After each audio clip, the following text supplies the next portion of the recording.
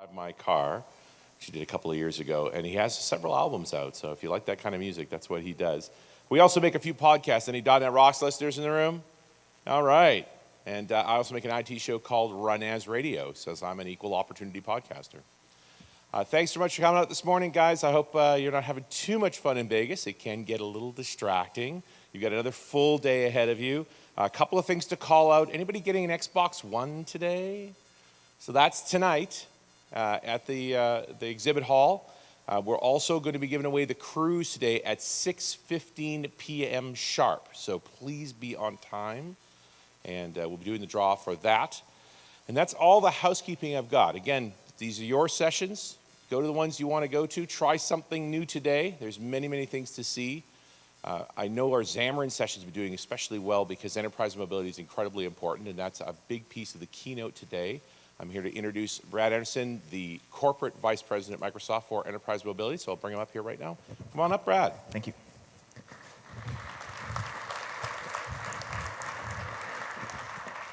All right, it's great to be here. I think Vegas is kind of becoming my second home. I think it's the fourth time I've been down here to participate in an event. It's great to be here, though. I really love the opportunity to get out and be able to meet with people, meet with individuals like you. And what I thought I would do here is just give you some insights into some of the things that we're doing as we think about what does it mean to deliver, to build, and then to operate these enterprise mobility and security solutions.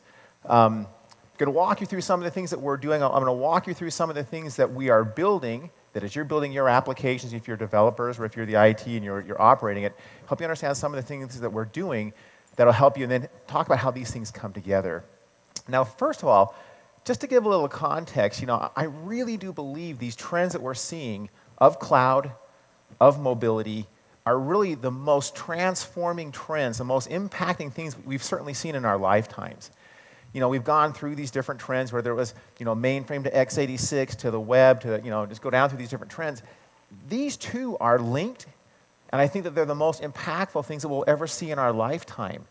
I think about our own engineering teams at Microsoft, just how fundamentally different it is building products for the cloud as opposed to building products on premises.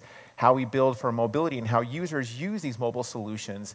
It just fundamentally transformed not only what we do, but how the individuals and organizations that are using our technologies use them. And so, there's so much research on this, and organizations that embrace and lean into these trends and really get after them are the ones who come out leading. And so one of the messages that I always, try to convey is your organizations, your personal careers, your personal capabilities will all be enhanced significantly if you understand what these trends are that are unstoppable and lean into them and embrace them early. Now, as we talk about these trends, and certainly as we talk about cloud and as we talk about mobility, the number one concern that every organization has is security. And we're going to talk a lot about security. And one of the messages that I want to make sure resonates here is we can no longer think about security as an afterthought as we build. For far too long, what we've done is we build capabilities, we build apps, we build services, and then we kind of throw it over to the wall, and IT then takes care of it. And IT has to figure out how they're going to assemble some kind of an add-on on top of what has been built. The attacks are so sophisticated. The attacks are so targeted. They are so relentless, humans can no longer keep up with it. And so we have to fundamentally think about security in every bit the same way that we think about reliability, about quality, about serviceability. If security is not at that level in your organizations as you develop and then certainly as you operate, it has to be a change. Now, what fundamentally makes this hard is the ways that we have traditionally protected and secured our data are no longer effective. What we have done for decades is we have built perimeters around our companies, and then we've used those perimeters as the primary way that we protect the company data behind. But now, as the data moves to the cloud, as the data moves to mobile devices, it's outside of that perimeter, and the ways that we have protected the data for decades is completely ineffective. We have to think of a new way to protect and to secure. So I love history. And so let me just kind of walk through kind of an example of how defense in the 13th and 14th century had to change, and then we'll relate that to today. What you're looking at here is the Bamberg Castle. This sits in a point in England, in northern England, and there's been a fortification that is set on this point for more than 2,000 years. In the 13th and 14th century, this was the most secure place on Earth. Its defense mechanisms, the royalty could have all of the population, all the treasure in there, and this castle was impregnable. And then something happened. In the year 1464, during the War of Roses, the Earl of Warwick attacked this Bamberg castle. After 9 months of making no progress at all, he changed the strategy and he brought cannons. Now, cannons weren't new. And you can imagine that at this point in history, no castle had ever fallen to cannons, ever. And so you can imagine, the guards in this castle in, the year 1464 kind of having this Monty Python moment of like, bring the cannons. There's no way you're going to have any impact. These cannons were different. They could be fired from long distance, and they were incredibly accurate. And they were lobbing 300-pound balls of granite. In June of 1464, these 3 cannons started firing and systematically just tore down the walls of the castle, and the castle fell. The first castle in history to fall to cannon. Now, the first question everybody had is, how do we build stronger castles? But the reality is, old defense technologies were no match for new attacks. At the same time, the population was getting to the point where you could no longer house everybody inside of this castle. And so organizations fundamentally, this kingdom had to fundamentally think about how they protect in a different world where just building fortifications could no longer ensure safety. And it's the same place we're at right now in our organizations. Whether you're developing software as an ISV or whether you're developing software as a part of an organization or you're IT operating it, the traditional way of doing a perimeter-based security is no longer effective. We have to fundamentally change how we think about security. And as we're going to talk about throughout the morning, we believe that we have to move from a perimeter-based security model to an identity-based security model. Now, as I mentioned, these attacks, one of the great things in the role that I get to play at Microsoft is I get a view in these attacks. It's really quite remarkable when we take a look at these. We've been pulled into all these attacks that you've read about, whether it be Sony. Actually, Scott Guthrie, who was here yesterday, was actually executive on point for Microsoft as we helped Sony understand what was happening to them. And the reality is no organization has the expertise, the resources, or the time to keep up with these attacks. We have to start using machines to fight and defend ourselves from these attacks. Now, what I wanted to give you a view of is what we're doing in the cloud and some of the things that we're doing to help you, whether you're running in our cloud or whether you're not. I want to give you some views on some of the things that we're doing. Scott showed you this slide kind of as the construct of how we think about our cloud. There's work that we're doing, whether it be in our productivity apps, in business apps that we're building, that you're building, in application innovation and security, as well as in data. All this is what we think about coming together and forming the Microsoft cloud. We think we have this comprehensive set of capabilities that, independent of what your need is, can be serviced with our cloud. Now, I know Scott showed you a video yesterday. It kind of showed you the building of one of the data centers. I wanted to give you a little perspective on kind of the size of these investments. This is one of our data centers here in the U.S., okay? So you can see there, that row of buildings on the left-hand side of the screen is the data centers. Now, I want to call your attention to the bottom right of the screen. That's a truck that you see down there, just to kind of give you an idea of the size of this. Now, you can see behind this, it looks like there's some construction going on. Let's pivot around and let you see what's being added to this particular data center. Building out these public clouds is not for the faint of heart. The amount of money that we are spending every year to build out these data centers is just off the charts.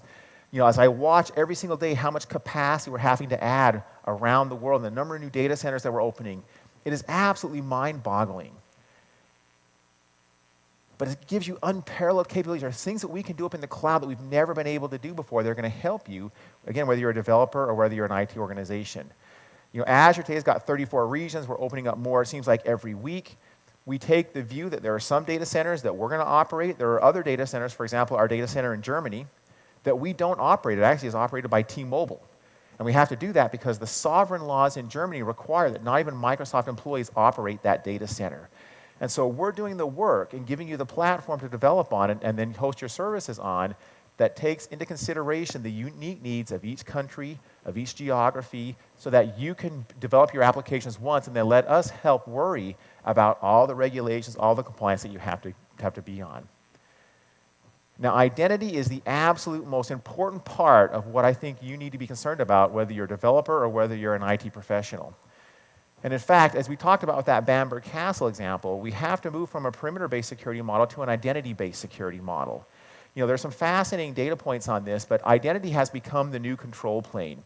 And if you think about it for a minute, the only thing that is common for a user, whether as they're accessing cloud services or whether they're using their mobile devices, is their identity. It is the one thing that translates and goes across every single device. Now, we know things like the root cause of over 75% of these attacks that we all read about eventually trace back to compromised user identities. So one of the most important things you have to think about is, what is your identity solution that you're using? These are one of those fundamental decisions that you make early on as you're developing. It's one of those fundamental decisions that you make, from an IT perspective that, again, has a huge dependency on that first line of code that gets written as you start to build out an app. Let me give you some fascinating data points on phishing attacks.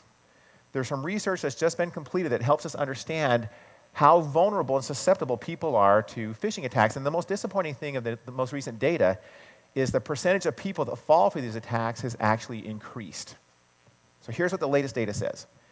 When a phishing attack makes it through the defenses, 30% of the individuals that receive the email will open it, 12% will actually open and run the filer, and they'll do it within 4 minutes.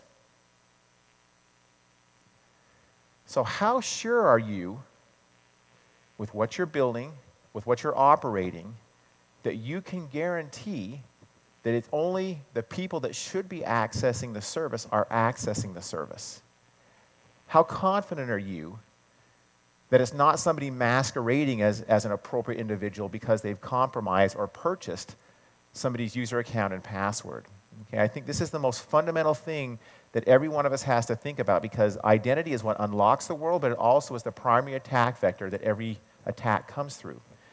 Now, if I was making a bold statement here, I would encourage every organization to think about, there's one of 3 organizations to base your identity on.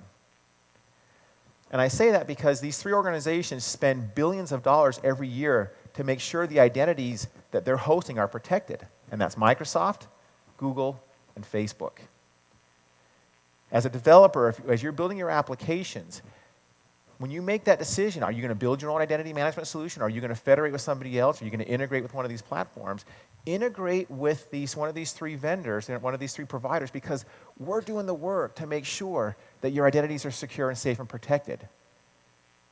But it's a really fundamental thing that I think you have to make those decisions very, very early on. And so what you have to have then is the ability to be able to identify those signals, that pattern that may point to a compromised user account. Now let me walk you through some of the things that we're doing up in the cloud to help you here. I want to describe to you something that we've just are putting into production right now called the Intelligent Security Graph. Now what I want you to envision for a minute, I want you to envision all of the services that we build at Microsoft, whether it's a consumer service or an enterprise service. We have more than 200 of them. Outlook, Azure, Xbox Live, Office 365. And what I want you to envision is every single piece of signal, every single piece of telemetry that comes into Microsoft now coming into one place that we can then put to work for you. So in this intelligent security graph, we take these 200 services that we operate, and all that telemetry, all that signal comes, and we put it right back into this thing. We take the 1 billion PCs that we patch every month, and every signal that comes back from those billion PCs goes into the intelligent security graph. And you'd be amazed what we're able to see every single month as we watch the attacks, and we watch how they morph, we watch how they change, but we learn from it. We actually service over 300 billion authentications every month, and with every one of those authentications, information comes back, and I'm going to talk to you more about this in a minute. There are things that we do with every single one of these authentications that help you to understand the risk that is associated with every user. But everything that we get from those 300 billion authentications goes into the intelligent security graph. We scan more than 200 billion emails every month looking for malware and malicious URLs, and everything we learn goes into the graph. You get the idea.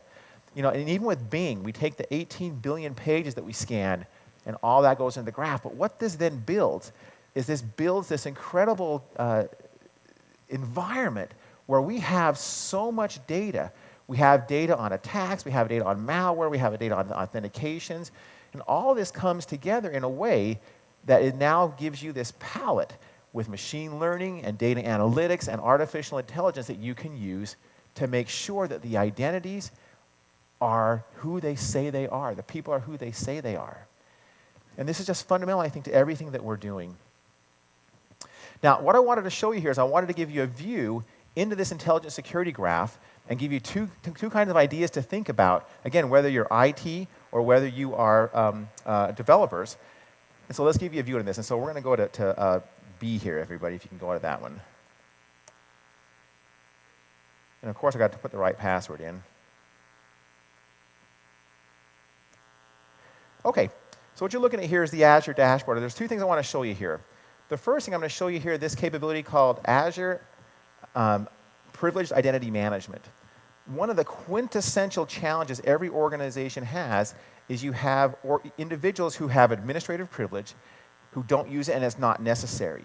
So what we have done here with this administrative privilege capability is we can actually help you see who has administrative privilege, who's using it, who doesn't. And so right here, for example, I can come and take a look and I get these alerts and it says, for example, hey, there are people who have administrative privilege who are not using those rights. And so the question has to be raised, well, why do they have administrative privileges? And the reason why this is so important is you have to make sure that anybody that has this kind of rights is protected and you want to minimize it. So here I can see there's these 5 individuals who have not authenticated and used their administrative privilege in the last 30 days. Likewise, I can come down here and you can see things like in this global administrator, there are 12, and there are 5 what we are called eligible to, eligible is kind of a funny word here, eligible to have their administrative privilege removed. And so I can come and take a look here. It'll show me everybody. It'll show me, are they permanently administrators? With the new Azure Active Directory as well as Windows Server 2016, you can make individuals administrators for a period of time, so you have just-in-time administration, and then that admin privilege can be removed. But you have the ability now, and again, this is important if you're in DevOps and you have people who are checking in, or you're IT, you have to make sure you understand who has administrative privilege, are they using it, do they need to have those rights, because these are the targets that the attackers all go after. Now, the other thing I want to show you here is how we're putting all this intelligent graph to work for you, and we do this through this Azure Identity Protection. Now, this right here literally is a pane of glass and a view that goes into the intelligent security graph. So the first thing you can start with here is we can show you the kinds of events that we see as we're watching the user accounts and what risk they have. And so if you take a look here, I can see things like there's risks like users that have leaked credentials. These are user accounts that are currently up for sale on the internet. One of the things that we do, our digital crimes unit, is we go out and scan the world's paste bins looking for identities that are up for sale. And then we can actually surface those identities up to organizations and show them, here are the 5 identities that have gone up for sale. You can buy these identities for anywhere from $500 to $1,000, but that's a high risk. If we see that users are logging in from devices that's anonymizing the IP address, for example, using a Tor browser, we assign that to be a medium risk. The third item here, if we see individuals that have authenticated in 2 different physical locations in a time frame that's impossible, that's a medium event. But what's going on here is every time a user comes up and uses any of the services that are managed by our identity, we actually are tracking a risk score with every single identity. So for example, you're building an application that's going to be used by enterprises, and that is the authentication is being handled by Azure Active Directory. Every one of those identities has a long-term risk score associated with it. And as we watch these events that come in and we watch the attacks that are happening, we're able to move those risk scores up and down. Then what that allows you to do is you can then go build access policy based upon risk. So I can come and take a look here and first of all see which user accounts have risk. And I can go, for example, I could click on Liz, and Liz would show me the 4 reasons why we've classified her user account as high risk. And the most important one there is that top one. We know that her user account is up for sale right now. But the beauty of this is you can now actually go in and build policies. And so you can build policy that says, I'm going to require that if a user has high risk, and it could be low, medium, you can define what you want that to be. I'm going to take the following action. I'm going to take action of I'm going to block access or I'm going to allow access, but I'm going to require the user to change the password or I'm going to require the user to do a multi-factor authentication. Give you a great example. Last night I got here, I got up to the hotel room, I brought up my laptop, and I went to start doing my work, and the first thing that happened is I was challenged with a multi-factor authentication. So the logic backing all of our identity said, hey, Brad's working in a place he normally doesn't work in, and he probably have like the if in Vegas rule. And so I got an MFA, and what happened is it just asked me with a thumbprint on my phone to validate that I was Brad. I'll be in Europe in 3 weeks, and as soon as I land in London and I go to do my work, the first thing that's going to happen is going to ask me for an MFA challenge to make sure that I am who I say I am. But the beauty of what we have built here and what you need to be thinking about is you want to have these capabilities like MFA, and you want it to be automatically applied, but you've got to do it in a way that doesn't get the user tired of seeing them. The worst experience a user can have is if they're constantly challenged when they shouldn't be. And so you have to think about this, again, from the first moment you start coding until you're actually in deployment. How do you build security natively into your solution in a way that users love and is trusted by IT? And that's one of the core precepts that I think everyone needs to be thinking about, is how do we build solutions that are loved by users and trusted by IT? Okay, so we can go back now to the presentation. And so one of the first things I would encourage you again to think about is make sure that you're building security protection natively in, and you're taking advantage of capabilities like what Microsoft is providing in this intelligent security graph. The responsibility that we all have to making sure that the data, that the information that is stored and accessed in the applications that we build, the primary door into those applications is through identity, so you have to make sure you do a fantastic job of that. Now, the next thing is, we do the best that we can to protect, but you know that there's going to be things that get through. You have to live in a world where you assume breach. And so you then also want to have capabilities that are able to detect things that are out of the ordinary, or detect things that users are doing, guide users to work in the correct way and to protect the data, but also have the ability to be able to detect when something is out of the ordinary and then take action. Now, the reason I picked this graphic is I think about what users want. Users want to be free. Users don't want to have anything that causes them any kind of a friction, a speed bump. They want to have beautiful experiences that are simple, they're delightful, that enable them to just achieve. And so the concept here is how do you build solutions and deploy solutions that seamlessly are able to guide users? One of the fascinating data points here is 58% of workers have said that they know that they have accidentally sent documents or data to people that they shouldn't have. And let me give you a great example of this. Back when I was running Windows Server and System Center, my counterpart at Dell was also named Brad Anderson. I mean, here I thought I was unique, right, with a name like Anderson. Every week, one of Brad's directs would be in Outlook, and autofill would put my name in rather than his name, and I would get emails that were destined for him that would come to me. It's accidental data leakage. And so we have to build things that help guide the users, but it has to be seamless, because if a user feels like the experience is a bolt-on and it's not just a seamless experience, man, they get frustrated and they try to figure out ways around it. And so just like a beautiful car, where you've got safety built into it, security and usability has got to be built in from day one. It's got to be engineered in. I'm going to give you some examples of this in a couple of minutes of how we built our Office mobile apps. But you have to think about how you build this in a way that it is fluid and it is intuitive and it's simple for users to comply with. Now, as we think about users, there's three kinds of users we think about in the enterprise. First of all, we think about the users who are the good corporate citizens who try to do everything that they can to do the right thing. Okay? This is 99.9% of the users that we build for. Increasingly, our users are having to share more data. So how do you think about how you help protect the data when it's mobile? And then finally, there are the people who have malicious intent. You have to think about all three of these, but what we build for is 1 and 2. We build and deploy for 1 and 2 because we want to make sure that the people who are doing the work have that great experience, but then you have to have technologies like the Intelligent Security Graph backing you, so when these people that do have malicious intent come in, we can make sure that you're able to detect it and then take action. Again, so you protect and you build protection in from day one. You then also want to make sure you have capabilities that are able to detect when something is happening, guide the user, and if necessary, take action. Now let me give you a view of some of the things that we've done as we think about how we guide the user. Now I'm going to start with an iPad, so we're going to start over here on A. Now I've got a standard iPad here, and I got the Office application. I have a number of applications on this.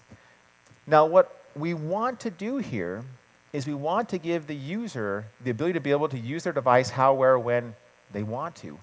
But we want to do it in a way that guides the user in how to make sure they're protecting the data, okay? Now, one of the challenges that we had with the Microsoft Office apps is people use these apps in both their personal life and their business life. Now, this may not be a challenge many of you face because most apps are either personal or they're business. Very few straddle both lives. The Office apps do, the browser does, Adobe. There's a handful of apps that straddle both. And so I'm going to walk you through what we've done here and then help apply to what we would like you to do as you do this as well. And we'll talk about how this also applies into Xamarin. So one of the challenges we had is, how do we know when a user is working on a corporate document and automatically apply data loss prevention policy to that? But then likewise, when a user is working on a personal document, we need to honor their privacy and stay out of it. Again, building a solution that's loved by users, trusted by IT, or trusted by dev. And so you can see here, I can open documents from multiple places. The way that we have built this is by default, anytime a user goes to open up a document that required their corporate credentials to get access to, we assume it's a corporate document and we automatically apply data loss prevention. So I'm going to go open this business plan. Because it's coming from OneDrive, which required my corporate creds, as it's opening up this document, it's now automatically applying data loss prevention to it. Okay? So I've got this plan here. Now let's say I want to go do things like I want to try to save a copy of this. So I'm going to go and try to save it out to, say, Dropbox. But what happens is we detect that the user's trying to save it to a place that is not a corporate approved location, and we guide the user to take care of the data. Now the only reason we're able to do this is because the security and management has been built into the app. So the Office mobile apps all ship with all of Microsoft's security and management that we've delivered through this, what we call the Enterprise Mobility and Security Solution, natively embedded and built into the solutions. This is all built into Xamarin.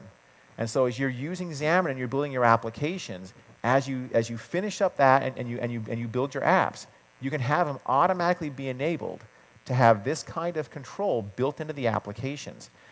Now, I talked about users want to be empowered.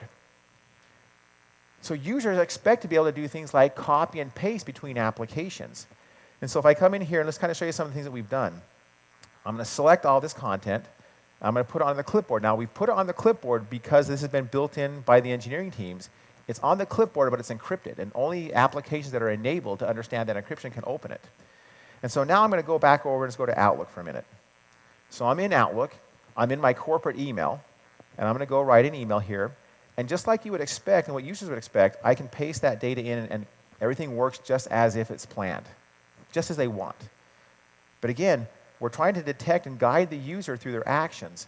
If I go do this now, but instead of being in my corporate email, I switch to my personal email. Now when I go to paste that information in, paste isn't an option. So look at how we're able to guide the user on how to protect the company data. The user's empowered because they can copy and paste across corporate uses.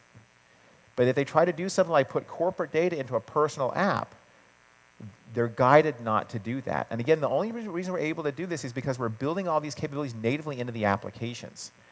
You know, this is not the kind of thing we've had to worry about for the last 20 years with Windows. But in this mobile world where everybody uses their device for both personal and corporate use, we have to think about how we separate corporate things from personal things, how we apply protection to corporate things, but stay out of the user's personal life. Okay? So as you know, I'm going to talk a little bit more about this, but as you're looking and thinking about how you build those native experiences across Windows, iOS, and Android, you have to continually take into consideration the fact that you want to be able to guide the user to protect the data. And the only way to do that in a seamless and delightful experience is to have it built in from the ground up, not bolted on after the fact. Now, let's go back over onto my administrative console over here to B. I want to show you where all this heads to.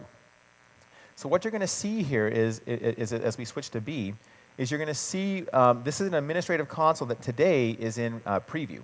It's in private preview. This will go in public preview, near the end of the calendar year, and then early next year it'll be released. Okay, can we switch over to B there? Thank you. This is where we have brought together identity, management, and security.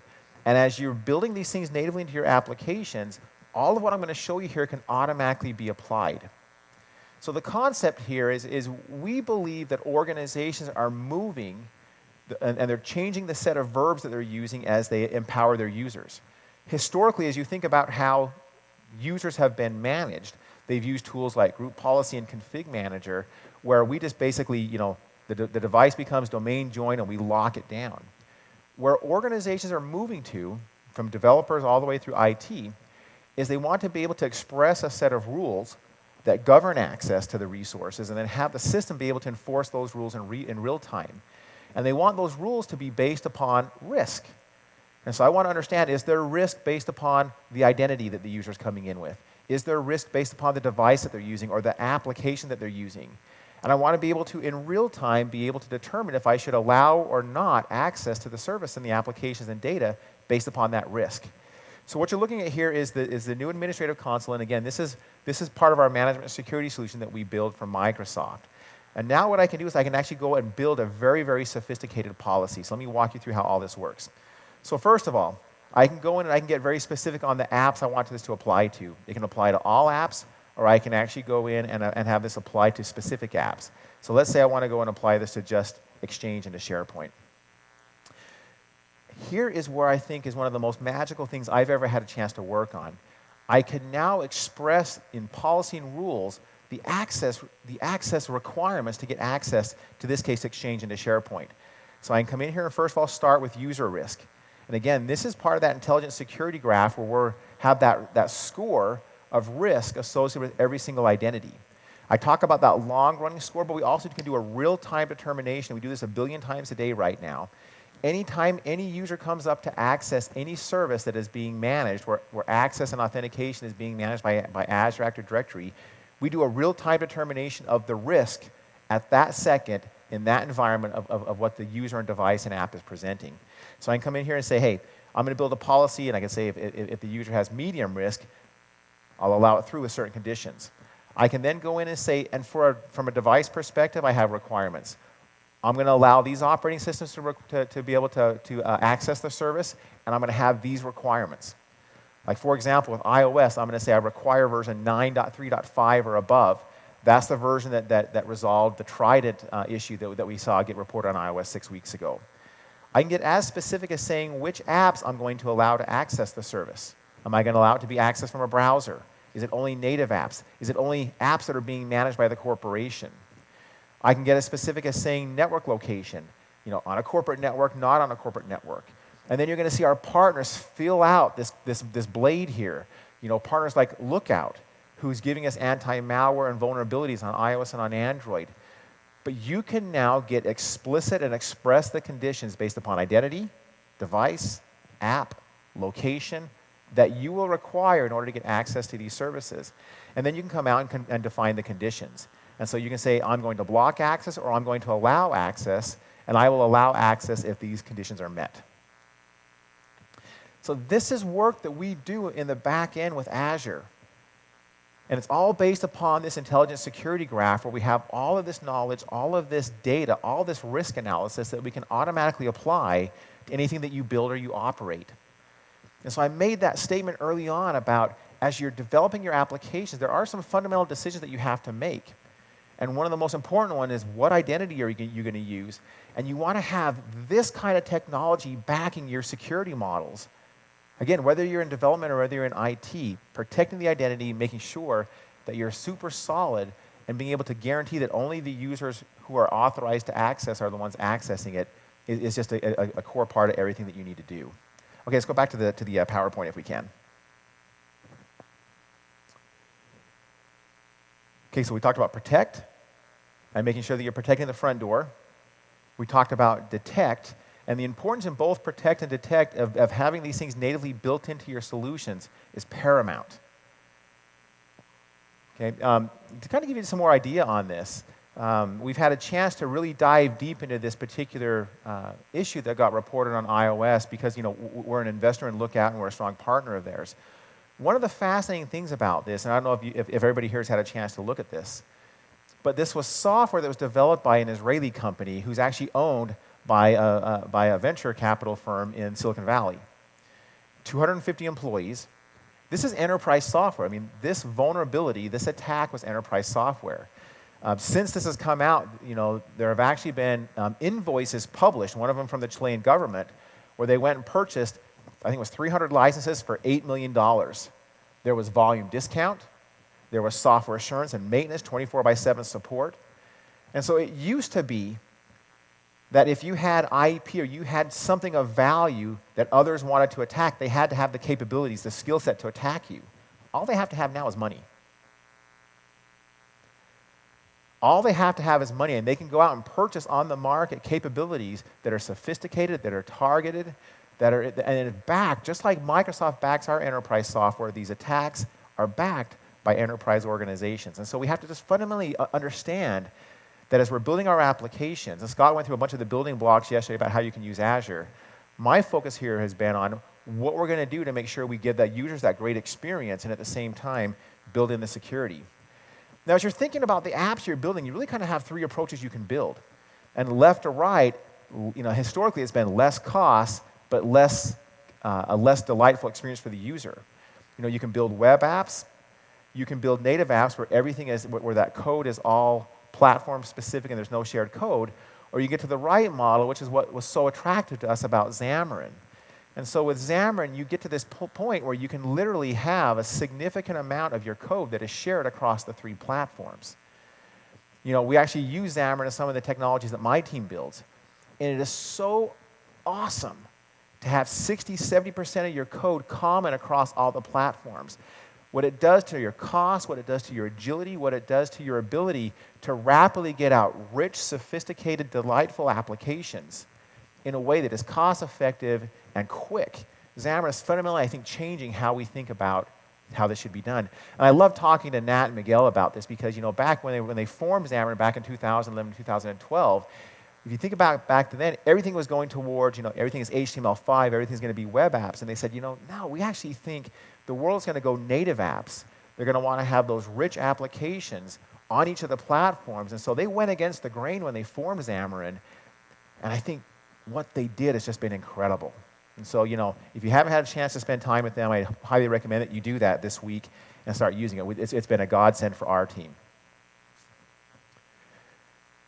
Scott mentioned this again yesterday, but one of the remarkable things about Xamarin as well is just kind of the pedigree of organizations that are using them.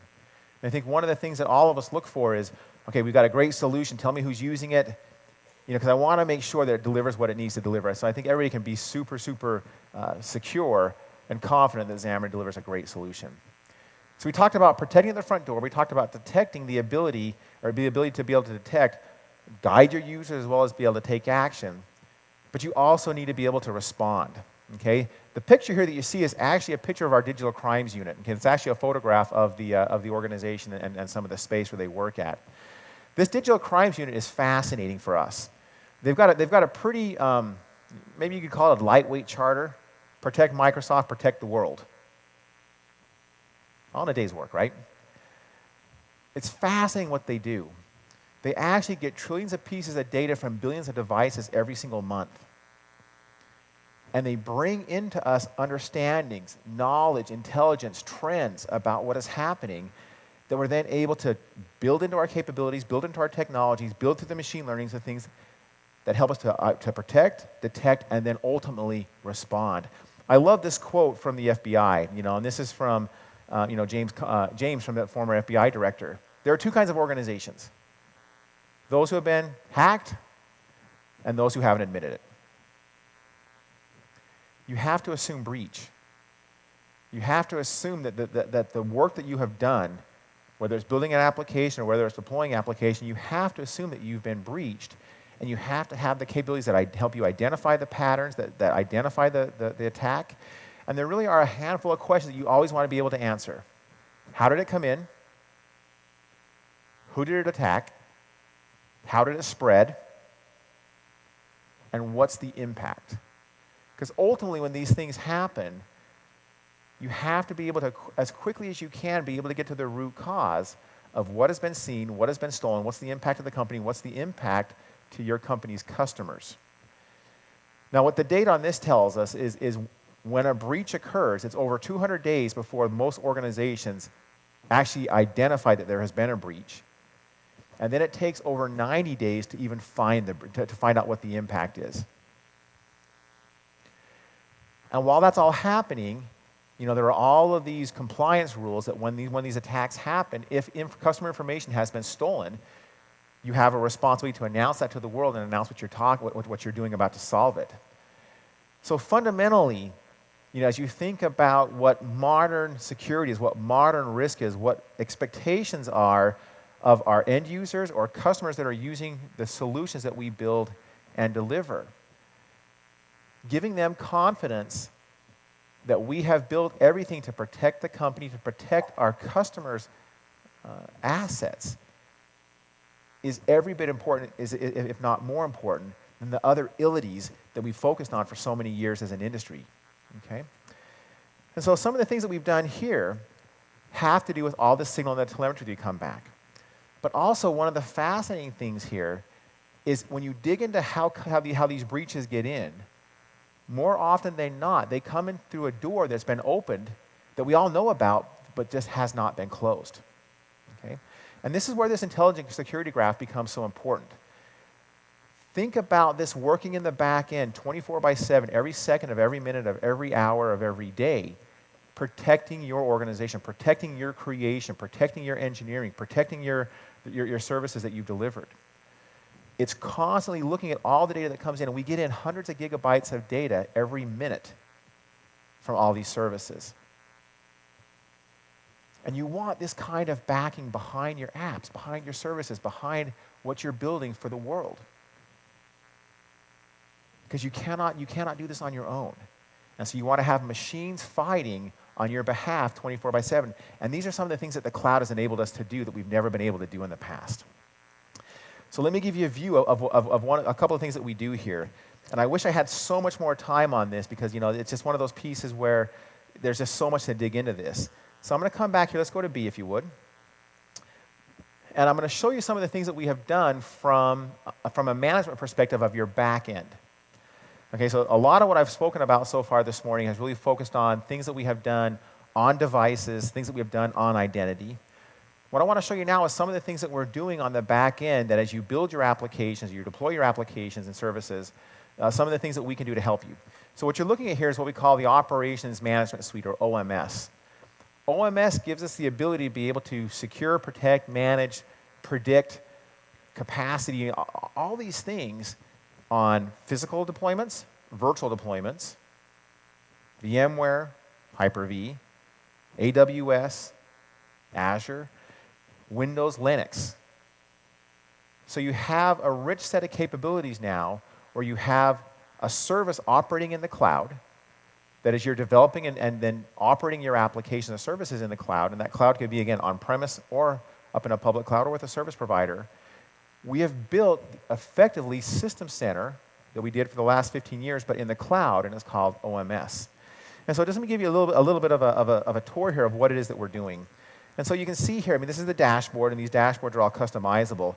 I can see things here like I can see, are all my devices, do they have anti-malware deployed on it? Are they patched? You'd be surprised at how often when an attack comes through, an attack makes it through because a particular system was not updated with the latest updates, and the attacker just goes through a list of vulnerabilities that they know about, known vulnerabilities, and when they see that there's one of these that's open, they come right in. So for example, I can come here into update management and it would give me all kinds of details about what the configuration of all my servers are. I could take a look, again, at Windows, at Linux, and I can get an idea of what the status is of all of my servers with respect to the updates and the security updates, so I know that they're secure or not. And the way to think about this is think about being able to set a policy and even have Microsoft set that policy that says, here are the best practices.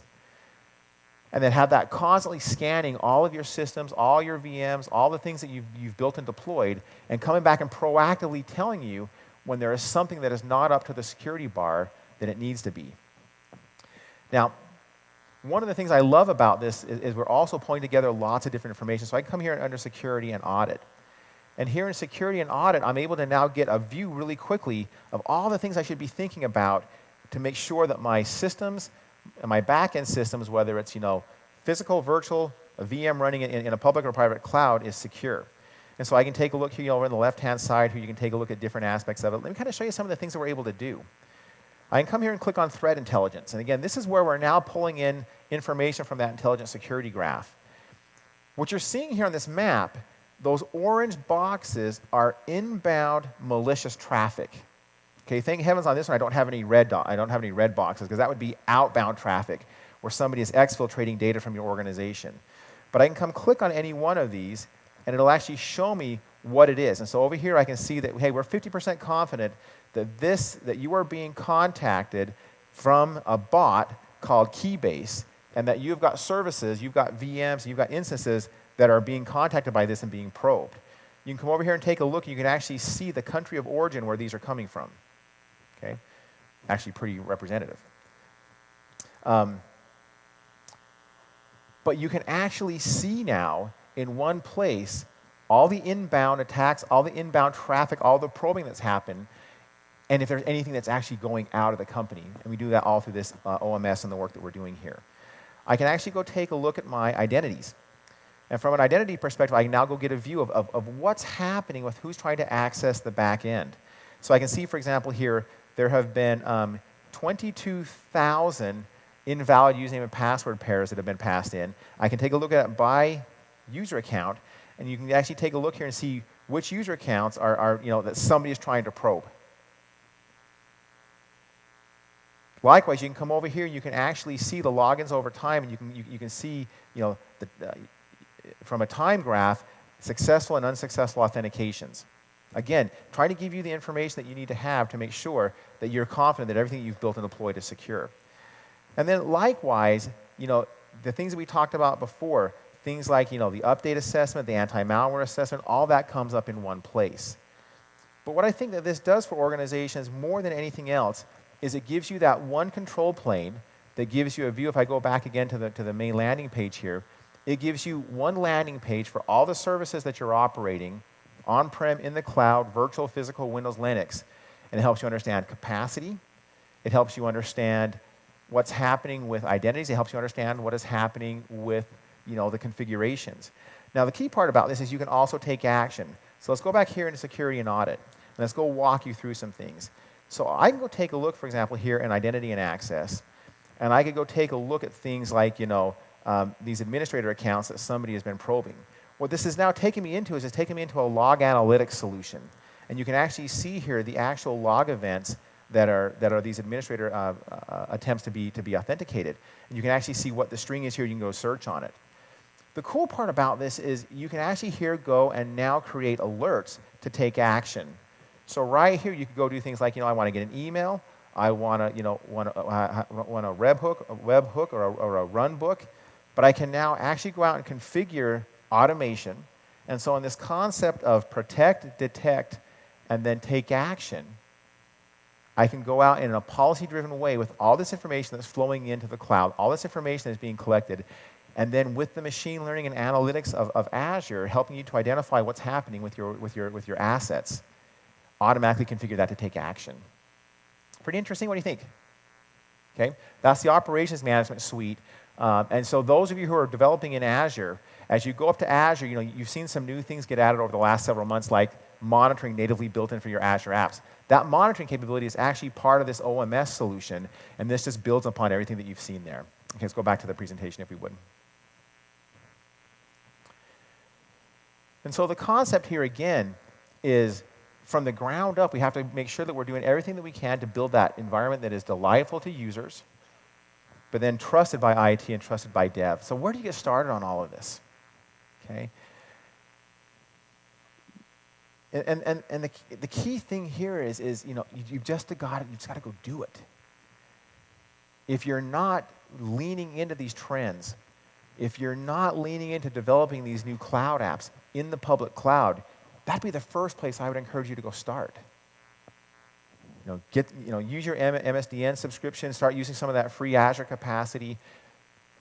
As a developer, as a leader, take your next thing that you're going to build and go do it in the public cloud. At least do your dev tests in the public cloud. Even if you have an organization that's a little cloud adverse, You can still go do your dev test up in the cloud and then deploy it on-prem. And that's one of the beautiful things that Microsoft has built with our public cloud. With what we call Azure Stack, you have the ability to be able to build a modern cloud microservices application and be able to run it in your data centers because we've done the work to make sure that we're consistent across public cloud and private cloud. But the first thing is take your next app and build it in the public cloud if you're not already doing that. On your end user devices, if you're not taking advantage of capabilities like Xamarin, that's the most critical thing that you can do because your users actually want to have that great, rich application. They want to be able to use that. So use Xamarin. And then the final thing is I would just encourage you to do is be that leader in your organization that pushes the organization forward. You know, as I interview people for senior roles at Microsoft and in my team, one of the things that I look for is who demonstrates leadership. Leadership doesn't mean you have to be a people manager. Leadership is having a point of view, is having a perspective, and then driving that forward. And one of the great things about these transitions, like you see right now as we talk about mobile and cloud, is it's just wide open for individuals to step up and lead their organizations into the future and to lead them into the places where they need to be, where there may be resistance. So I think it's an opportunity for us, again, whether we're in IT or whether we're in dev, to step forward, be that thought leader, help the organization understand what the steady state is going to look like 2-3 years from now, and push everybody forward. And as you do that, the company will excel, you will excel, and you'll bring everybody around with you. It's been an honor to be here with you this morning. There are so many things that are happening, and there are so many great things that we're doing at Microsoft and that's happening around the world. Great events like this right here, give you a chance to get deep into that, and I would take full advantage of every second that you have here. Thank you so much.